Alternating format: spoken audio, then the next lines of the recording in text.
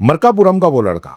आंध्र प्रदेश में एक छोटा सा शहर, नाम है मरकापुरम।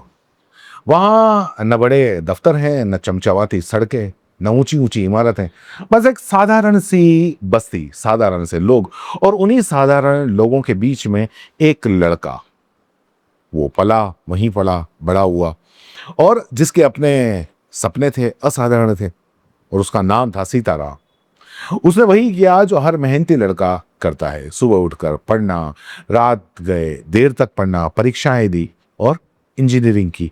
और एक दिन मरकापुरम की गलियां पीछे छूट गई और उसका अगला पता हो गया हैदराबाद, देश का सॉफ्टवेयर हब, सपनों का शहर, जहां लाखों नौजवान अपनी किस्मत आजमाने आते हैं। सीताराम भी आया। एक अच्छी कंपनी में नौकरी मिली और हर महीने 2 लाख रुपए की तनख्वाह। मरकापुरम के एक छोटे से घर से निकलकर हैदराबाद में अपनी जगह बनाना, यह मामूली बात नहीं थी। बाहर से देखें तो एकदम सक्सेस जिंदगी। सन 2018 की बात है। सीताराम की जिंदगी के अंदर एक नया अध्याय शुरू हुआ। एक लड़की आई। लड़की का नाम था रेणुका। नंदयाल की रहने वाली थी। आंध्र प्रदेश का ही एक और छोटा सा शहर है। दोनों की परवरिश एक जैसी, सोच एक जैसी, संस्कार एक जैसे। हैदराबाद के बचपल्ली इलाके में एक घर लिया गया। एक छत के नीचे नई जिंदगी शुरू हुई। दोनों ने शादी कर ली, हंसी खुशी रहने लगे। 2 बच्चे हुए। घर था, नौकरी थी, परिवार था, पैसे की कोई कमी नहीं थी, रहने की कोई दिक्कत नहीं थी। बाहर से देखने वाले कहते कि इससे अच्छी जिंदगी और क्या हो सकती है। लेकिन जो बाहर से भरा पूरा दिखता है, वो अंदर से कितना खाली हो सकता है, यह सिर्फ वही जानता है जो उस घर के अंदर रहता है। एक शाम सीताराम दफ्तर से लौटा, थका हुआ था, सोफे के ऊपर बैठा हुआ था। हाथ में मोबाइल उठाया, स्क्रीन पर रीलें चलने लगी, कुछ मजेदार, कुछ फिल्मी। दिन भर की थकान उतारने की एक छोटी सी कोशिश। लगातार स्क्रॉल करते रहे और फिर अंगूठा रुक गया। स्क्रीन पर एक वीडियो था। उस वीडियो में एक चेहरा था, जाना पहचाना, प्राइवेट पल थे किसी के, और ये जाना पहचाना चेहरा था उसका अपनी पत्नी का। और वो पल जिंदगी का सबसे भयानक पल था, जब पैरों के नीचे से जमीन खिसक जाती है, सांसें रुक जाती हैं, जब दिल और दिमाग दोनों एक साथ चीखते हैं।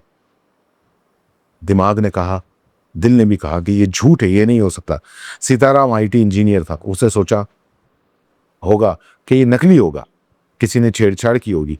लेकिन जब उसने जांच की तो सच सामने आया।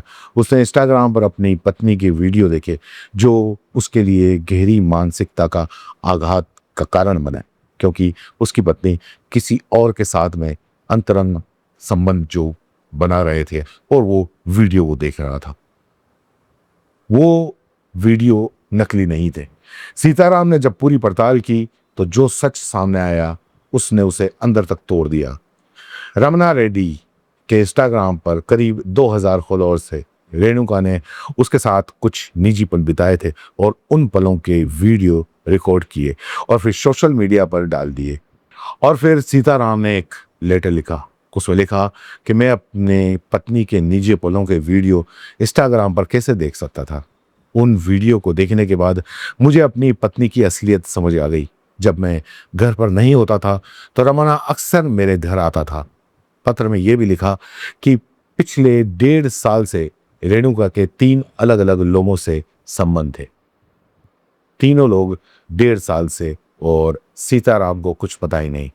और वह हर सुबह उठकर दफ्तर जाता, रात को लौटता, अपने घर के लिए पैसे कमाता, अपनी पत्नी के लिए सब कुछ करता था, और उसी घर में, उसी छत के नीचे वो सब होता था। साइड नोट के अंदर सीताराम ने लिखा कि उसने अपनी पत्नी की हर जरूरत का ख्याल रखा, उसे किसी चीज की कोई कमी नहीं होने दी, लेकिन इसके बावजूद उसे सिर्फ धोखा मिला।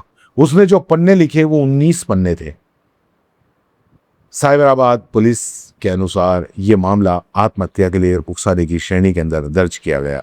19 पन्नों के लंबे उस लेटर में सीताराम ने रमना रेड्डी, श्रवण और एक अन्य व्यक्ति का नाम लिखा, और हर पन्ने पर एक घाव, हर लाइन में एक दर्द, हर शब्द में एक चीख, हर बात लिखी, हर तारीख, हर नाम, हर घटना, जैसे दुनिया को वो बताना चाहता था मैं पागल नहीं हूं, मेरा दर्द असली है।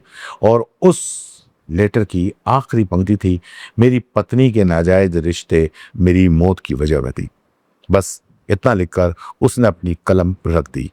हैदराबाद की वो मशहूर झील हुसैन सागर, जहां शाम को जो जोड़े होते हैं वो हाथ में हाथ डालकर घूम रहे हैं, जहाँ तस्वीरें खींचते हैं, जहाँ रोशनी पानी पर चमकती है, उसी झील की तरफ फरवरी की एक रात सीताराम चल दिया। 36 साल की उम्र, 2 लाख महीने की तनख्वाह, 2 मासूम बच्चे, एक घर जिसे उसने अपने हाथों से बनाया था। झील के किनारे खड़ा होकर उसने उन आखिरी बार सोचा, अपने बच्चों के चेहरे याद किए होंगे, अपने माँ बाप को याद किया होगा और फिर छलांग लगा दी। पुलिस को जब 19 पन्नों का पत्र मिला, जांच शुरू हुई। मोबाइल फोन खंगाले गए, सोशल मीडिया के खाते जांचे गए, डिजिटल सबूत इकट्ठे किए गए और फिर 3 गिरफ्तारियां हुई। पुलिस ने 3 लोगों को हिरासत में लिया, मृतक की पत्नी रेणुका और 2 अन्य, रमना रेड्डी और श्रवण। पुलिस ने पुष्टि की कि इन तीनों का सीधा संबंध उन घटनाओं से है जो सीताराम के आखिरी पत्र में लिखी गई थी। मृतक के परिवार ने भी आरोप लगाया था कि रेणुका ने उनके बेटे को मानसिक रूप से प्रताड़ित किया, उसे आत्महत्या के लिए मजबूर किया। पिता का कहना था कि उनका बेटा लंबे समय से तनाव में था। कानून अपना काम कर रहा है, लेकिन एक सवाल जो हमेशा अटका रहेगा, क्या कोई गिरफ्तारी, कोई अदालत, कोई सजा सीताराम को वापस ला सकती है? कभी नहीं।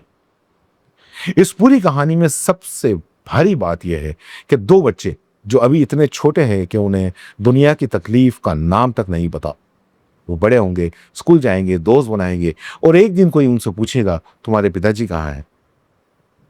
उस सवाल का जवाब कोई सजा नहीं दे सकती, कोई अदालत नहीं भर सकती, कोई कानून नहीं मिटा सकता। और आखिर के अंदर मैं आपको बता दूं कि ये कहानी हम सब के लिए है। सीताराम की ये कहानी सिर्फ एक खबर नहीं है, एक दर्पण है, एक आईना है जो हम सबको दिखाता है कि अगर आपका कोई दोस्त अचानक चुप हो जाए, अकेला रहना लगे, उदास दिखे, तो रुकिए, पास बैठिए, पूछिए।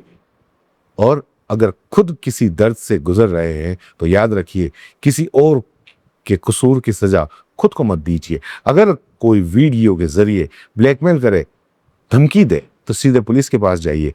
cybercrime.gov.in पर अपनी शिकायत दर्ज करा सकते हैं। रिश्तों में धोखा मिले तो कानूनी रास्ता है, काउंसलिंग है, अलगाव है, लेकिन जिंदगी का कोई विकल्प नहीं होता। सीताराम अगर आज हमारे बीच में तो नहीं है, लेकिन 19 पन्नों की उसकी आवाज आज भी गूंज रही है। अगर ये कहानी आपके सोचने को मजबूर करे तो इसको शेयर जरूर करना। जय हिंद।